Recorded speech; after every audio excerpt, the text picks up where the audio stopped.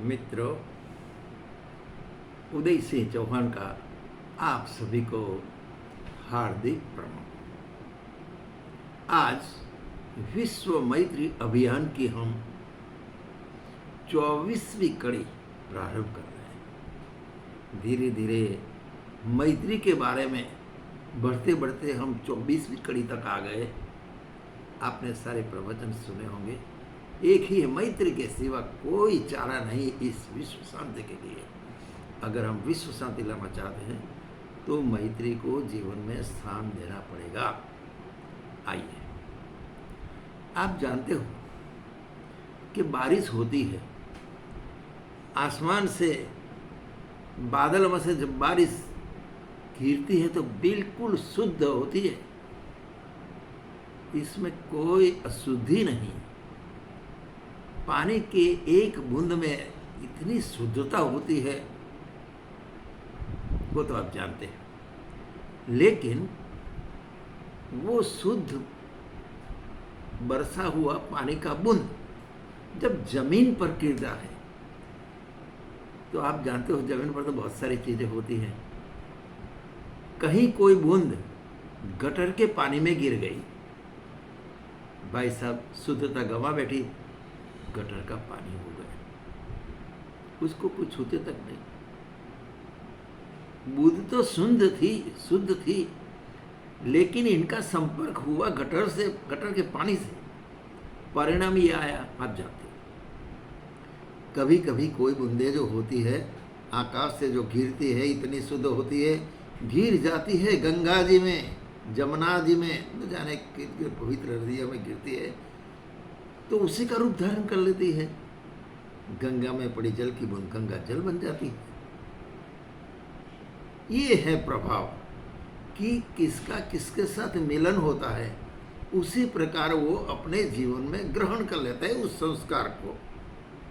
ऐसे हमारी जो आत्मा है वो जब जन्म लेती है तो बिल्कुल शुद्धात्मा है, उसमें कोई दोष, दुर्गुण, कुविचार, अनाचार, कपट, छल कुछ नहीं, बिल्कुल शुद्ध।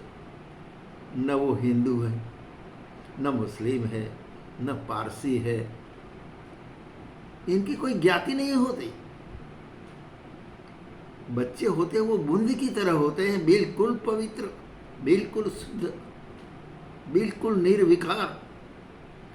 लेकिन जिस कुटुंब में वो जन्म लेता है, धीरे धीरे करके उसी के संस्कार ग्रहण करके वो क्या हो जाए, वो प्रखर मुस्लिम हो जाता है, प्रखर हिंदुत्व धारण कर लेता है, प्रखर ईसाई बन जाता है और अपने के अलावा दूसरे को दुश्मन मानते हैं, मैत्री निभाता ही नहीं, क्योंकि ये संस्कार है, कहाँ गिरा है उसको।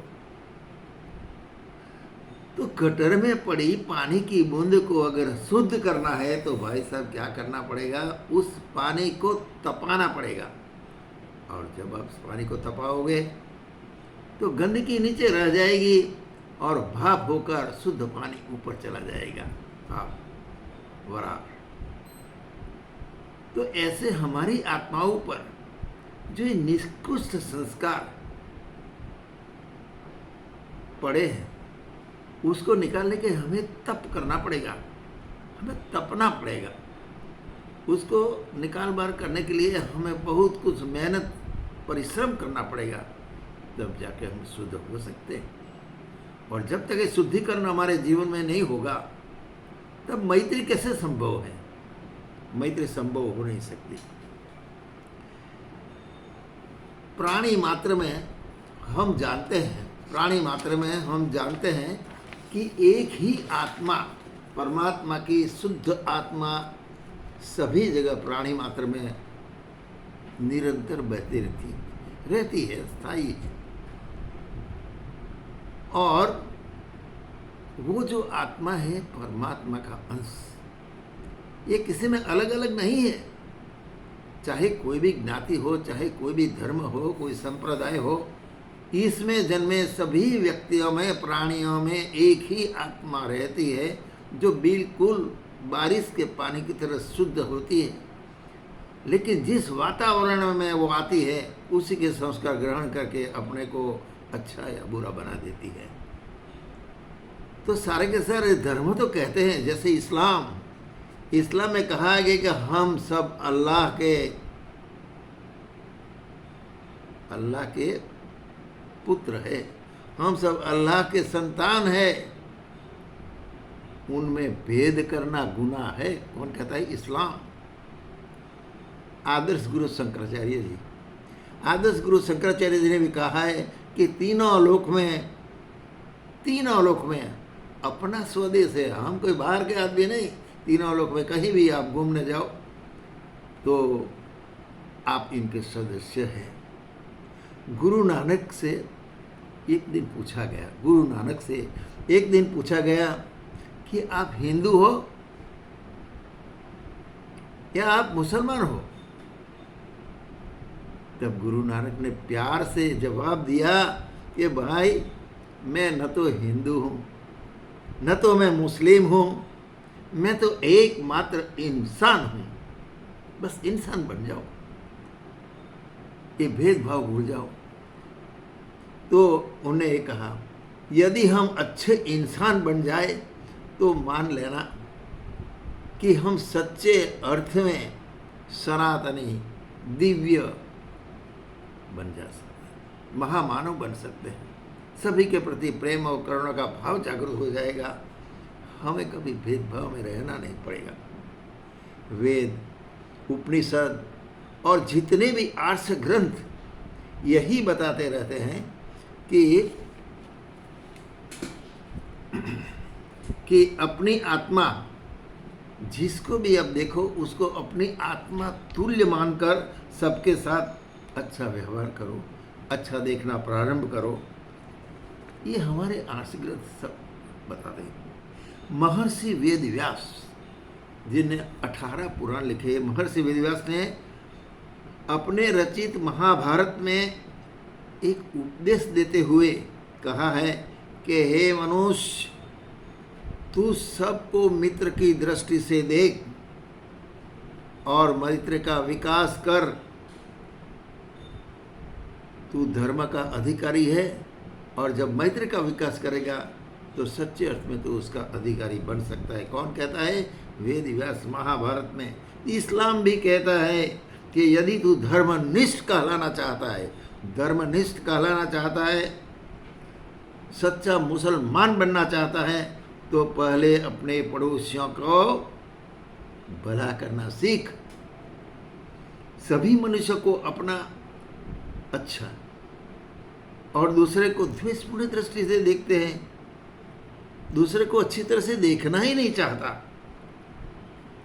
हम सब उपदेश तो बहुत देते हैं, मजहब नहीं सिखाता आपस में बैर रखना, लेकिन जीवन ही बैर बैर, बस बैर के अलावा हमारा जीवन में कुछ आता ही नहीं। सभी के साथ दुश्मनी, एक दूसरे की कापा कापी, मारा मारी, निंदा, पुतली, ईर्ष्या, न जाने क्या क्या कर रहे हैं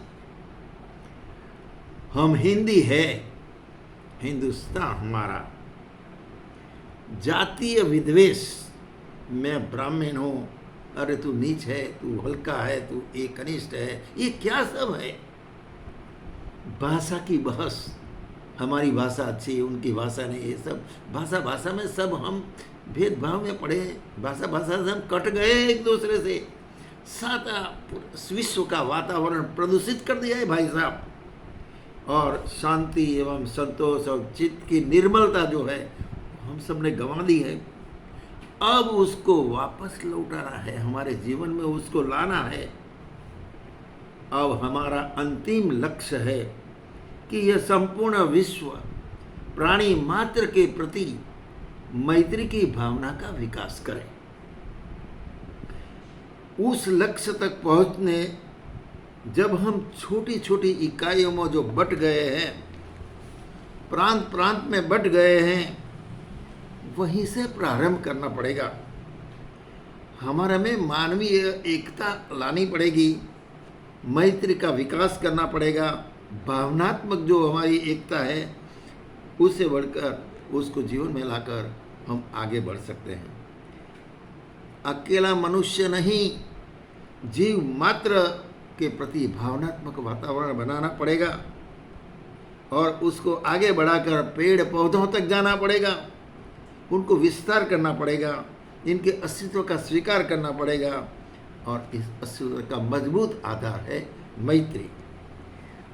भारत ही एक ऐसा देश है जिसमें अनेक भाषा, अनेक संप्रदाय, अनेक जाति, वंश, ये विविधता से पूरा भारत भरा है। विरोधियों के साथ भी सामंजस्य बिठाकर सह अस्तित्व का सिद्धांत स्थापित कर सकता है भारत, और किया है। स्वार्थवश कहीं कहीं कुछ कमी तो है, लेकिन उसका भी भाई साहब सुधार किया जा सकता है। वसुधैव कुटुंबकम की उदार भावना को पुनः प्रतिष्ठित करनी पड़ेगी। हम राष्ट्रीय नहीं, विश्व भावनात्मक एकता को मजबूत बनाने की आवश्यकता है। जातीय विद्वेष एवं सांप्रदायिक असद्भाव को जड़ मूल से उखाड़ फेंकना है। प्रत्येक व्यक्ति की उपासना पद्धति के लिए संपूर्ण स्वतंत्र है। कोई भी अपनी उपासना अपने धर्म के संप्रदाय के मुताबिक कर सकता है, लेकिन राष्ट्रीय एकता इस प्रश्न के उसकी गरिमा को बचाने हेतु हम सब एक होकर चले, वही युग की मांग है। हम देखते हैं कि अन्न, पानी, शुद्ध हवा, जो जीवन की जरूरी चीज़ें हैं, उनका अकाल इतना भारी नहीं जितना मानवीय ममता, सादगी, कार्यक्षमता, समता, त्याग, बलिदान एवं राष्ट्रीय चरित्र का है। इसका ज़्यादा महत्व है। तो इस अकाल जो पड़ गया है इसका, उसको मारकर हम सबको एक ही पुरुषार्थ में जोड़ना है। अगर यह कर सके हम, यह हो गए हमारे जीवन में, तो भारत की वसुंधरा सच में सद्गुणों को धारण करने वाली वसुंधरा होगी। इनके सार्थक बनाने वाले मंत्र है एकमात्र मैत्री, भावना का निरंतर विकास। महात्मा डायोजिनस, आप जानते हो कि शब्दों में सच्चा धर्म क्या है? आत्मस्थ होना, सबके साथ एक होना। इससे क्रोध चला जाता है, अहंकार चला जाता है, कपट, लोभ, विषय, वासना आदि का विकार स्वतः ही निरस्त हो जाता है, क्योंकि ये स्वभाव नहीं विभाव है, पाप। मैत्री धर्म को इस जन कल्याणकारी तेजस्वी रूप को निखारने में हम अपनी संपूर्ण शक्ति लगा देंगे, तो हमारा एवं आपका संपूर्ण विश्व का कल्याण समाया हुआ है भाई साहब। तो आइए, ये विश्व मैत्री को साकार करने के लिए हम सबको एक बनना पड़ेगा। हम सभी शुद्धात्मा, जैसे बूंद होती है वो शुद्धात्मा है, ऐसे विश्व के सारे प्राणी मात्र शुद्ध आत्मा से बंधे हुए हैं। अगर हमारे में जो जो विकार आया है वातावरण से, संस्कार हमारा जो कलुषित हुआ है हमारा विचारों से,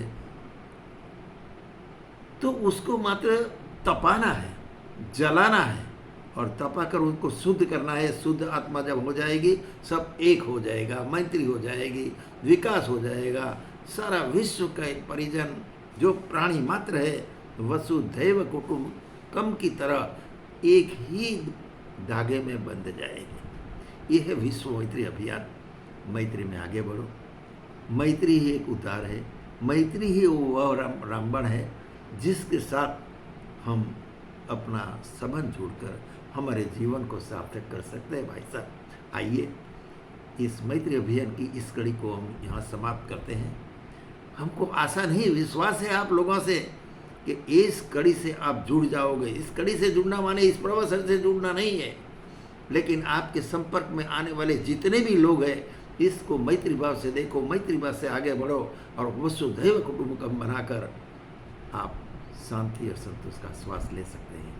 आइए इसके साथ इस कड़ी का समापन में आप सभी को उदय सिंह चौहान का सप्रेम प्रणाम।